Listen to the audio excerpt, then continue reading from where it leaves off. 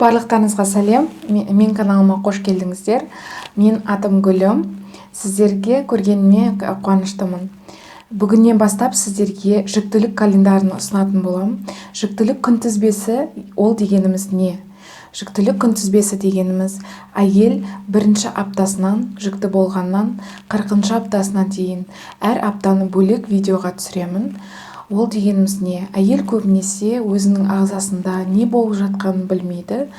Соған байланысты баласы не болып жатыр екен, қалай өсіп жатыр екен, қалай дамып жатыр екен деген көп сұрақтарға өзі жауап іздеп жүреді. Сондықтан осы видеоларда мен сіздерге бірінші аптасынан 40-шы аптаға дейін балада, әйелде қандай өзгерістер болып жатыр, сол туралы айтып өтемін. Яғни бірінші триместр, екінші триместр, үшінші триместрді бөліп сіздерге видеоға ұсынамын. Егер қызық болса, мен каналымда қалыңыздар. Қыздар, яғни сіздерді құттықтаймын. Жүктіліктің бірінші триместріне не кіреді? Бірінші аптасынан, яғни менструальдық циклдың бірінші күнінен бастап санайды, қазіргі акушерлік календар бойынша, және де 13-ші аптаға дейін. Бұл апталарда қандай өзгерістер болып жатыр, сіздерге мен соны тоқталап өтемін. Бұл кезде көбінесе баланың ең бірінші дамып жатқан кезі, барлық ағзасының дамып жатқан күрт өзгерістер болып жатыр. Әйел ағзасында да гормоналдық өзгерістер болып жатыр. Ұрығымызда да тез дамып жатыр. Ми жүйесі, нерв жүйесі, ағзалары барлығы өсіп жатқан кезі. Бұл кезде сіздерге витаминдер қабылдау керек. Қандайын барлық видеода айтып өтемін. Және де бұл периодта сіздерге ешқандай қобалжудың қажет жоқ. Өйткені бала дамып жатыр, барлығын бала сезеді. Және де бұл кезде сіздерге вирустық инфекциялармен ауруға болмайды. Өйткені тағы да қайталап айтамын, осы бірінші триместр өте жауапты кезең. Өйткені сіздер балаға жауап бересіздер, болашақ балаға жауап бересіздер. Сондықтан сіздерге барлық жұмыстарыңызды артқа қойып, тек өзіңіздің жүктілігіңізді ойлауыңыз керек. Құттықтаймын сіздерді, жүктіліктің 4-ші аптасына жеттіңіздер. Бұл дегеніміз жалпы жұмыртқа жасушасымен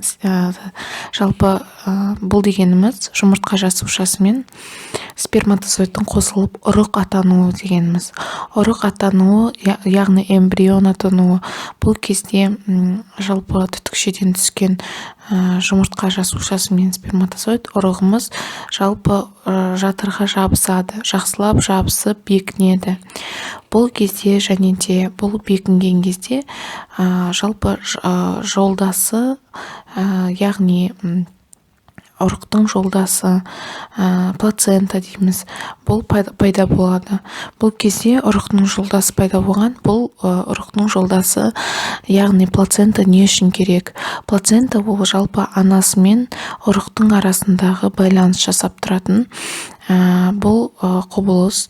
Бұл дегеніміз анасынан қан арқылы қоректі алып тұрады бала. Анасы арқылы жалпы барлық витаминдерді, қоректі, оттегіні, жалпы даму үшін, эмбрион даму үшін, барлығы болу үшін, жалпы барлығы жақсы болу үшін, осы плацентаның жалпы рөлі үлкен болып табылады. Эмбрионның өсуімен дамуы үрдістері өтіп жатады. Эмбрион өсіп жатады тез. Бұл кезде эмбрион үш қабаттан тұрады. Эктодерма, мезодерма, эндодерма деп. Бұл кезде эндодерма бұл ас қорыту жолдары болып табылады. Болашақ бауыр, ұйқы безі, қалқанша безі. Жалпы эктодерма ол жүйке жүйесіне айналады. Жалпы эмбрион 4-ші аптасында үлкен құбылыстарға, өзгерістерге әкеліп өзін дамып жатады. Бұл кезде әйел өзінің жүкті екенін жалпы байқай бастайды. Қалай байқай бастады? Ең бірінші белгі әрине жүктілік кезінде 4-ші аптасында әйелде жаңағы менструальдық циклы тоқтайды. менструальдық циклы кешігеді уақытынан 1-2 күнге кешіккен кезде немесе 1 күнге кешіккен кезде сіздер жалпы дәріханадан жүктілікті анықтайтын тест алуға болады. Арзанын, қымбатын деп менен сұрап жатады. Жалпы оған мағынасы мәні жоқ. Неге?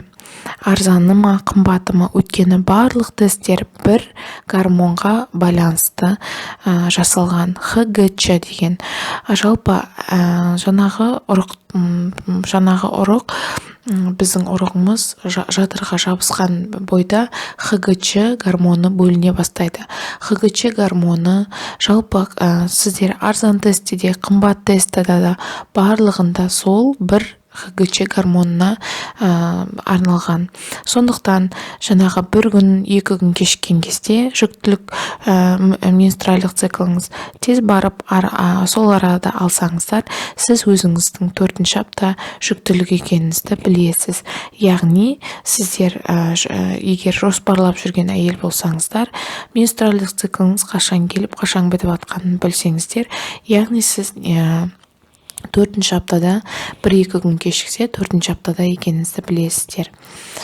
Бұл кезде әйелдерге өте сақ болу керек. Бұл кезде эмбрион тек қана жаймендеп, өзінің орнына орнығып, плацента енді қатайып жатқан кезінде жалпы түсіктің болуы өте ықтимал. Бұл кезде сізді білгеннен кейін жаңағы ауыр нәрсе көтеруге болмайды. Психоэмоциональдық жағдайыңыз тыныш болу керек. Ешқандай жерге, ешқандай нәрсеге сіз алаңдамауыңыз керек. Болды, сіз ішіңізде ұрық бар, ішіңізде әзірге ұрық, бірақ болашақта балаңыз бар. Соны ойлап, ешқандай психоэмоционалдық нәрселердің бәрін өзіңізден жіберіп отырыңыз. Барлығына күліп қарап жүре беріңіз. Ең дұрысы сол. Жаңағы ультрадыбыстық зерттеу жасайтын болсаңыз, УЗИ жасайтын болсаңыз 4-ші аптада не көрсетеді? Бұл кезде жүктіліктің бар екенін, жүктілікті сізде жаңағы түтікшеден түсіп, жүктілік жатырда тұрғанын, эмбрионның жалпы дамып жатқанын барлығын көруге болады. Жалпы бұл кезде ананың жағдайы қандай болады? Бұл кезде ананың жағдайы көтеріңкі болады, токсикоз әлі басталмайды, бірақ әйел өзінің жүкті екенін сезеді, өйткені менструальдық циклы кешігеді. Жалпы әйелде бұл кезде, егер сіз жүкті екеніңізді білсеңіз, тест арқылы немесе УЗИ арқылы, бұл дегеніміз сіздерге енді 12-ші аптаға дейін мүлдем ауруға болмайды. Қалай ауруға болмайды? Яғни сіз жедел аурулармен, инфекциялық аурулармен ауруға болмайды. Өйткені мен айтып өткенде баланың ми жүйесі, барлық ағзасы дамып жатыр. Сол кезде егер инфекциялық аурулар сол гриппен немесе ОРЗ-мен, ОРЗ деген жалпы тұмаумен ауыратын болсаңыз, оның өзі де балаға әсер етуі мүмкін. Сондықтан біз бірінші триместрге алғашқы 12 апта жатады. Сол кезде әйелге ауырмаңыздар деп жалпы ауырған адамдармен контактта болмаңыздар деп сұраймыз. Неге? Өйткені баланың ең үлкен дамып жатқан кездерінде сіздер ондай ауруларыңызға болмайды. Ауырсаңыздар да бірден дәрігер, терапевтке барып көрініп, мен ауырып қалдым, не істесем болады, баламды қалай қорғасам болады деп айтуға болады, сұрауға. Және де жүктілігіңізді білген бойда сіз фолий қышқылын қабылдауыңыз керек. Фолий қышқылының қанша дозасын қабылдау керек? Сіз өзіңізге гинеколог маманы сіздерге айтады. Және де поливитаминдер ішуге болады, әйелдерге арналған. Және барлық дәрі-дәрмектерді, егер сіз алдын дәрі-дәрмек қабылдайтын болсаңыздар, басқа жалпы созылмалы ауруларыңыздан қарсы дәрі-дәрмек қабылдайтын болсаңыздар, болсаңыздар, басқа бір аурудан емделіп жатқан болсаңыздар, әрине оны тоқтату керек. Өйткені басқа дәрі-дәрмектердің, витаминдер емес, басқа дәрі-дәрмектердің балаға әсері болады. Сіз не жесеңіз, сіз ішіңізге не салсаңыз, соның бәрі қан арқылы балаңызға барып отырады. Сондықтан ол дәрі-дәрмектердің бәрін тоқтату керек. Жалпы әйелде етеккірдің жалпы тоқтауы арқылы сіз біліп отырасыз. Жалпы рентген тексерулеріне келетін болсақ, рентген тексерулері жалпы жүктілікті білгеннен бастап сізге өтуге болмайды. Ешқандай рентген, өйткені бұл өте қауіпті балаға. Дамып жатқан балаға, дамып жатқан ұрыққа рентген сәулесі өте қауіпті болып табылады. Сондықтан ол әртүрлі онкогендік аурулар, мутагендік ауруларға әкеп соғуы мүмкін.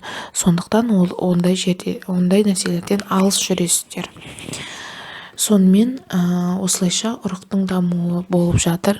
Ұрықтың дамуы күрт күшейіп жатыр. Бала деген өсіп жатыр 4-ші аптасында. Өзінің жатырына барып жатты. Плацента осы 4-ші аптадан бастап жаймендеп жұмыс істеп жатыр. Яғни қорек анасынан баласына келіп жатыр деген сөз. Осымен 4-ші апта бітеді.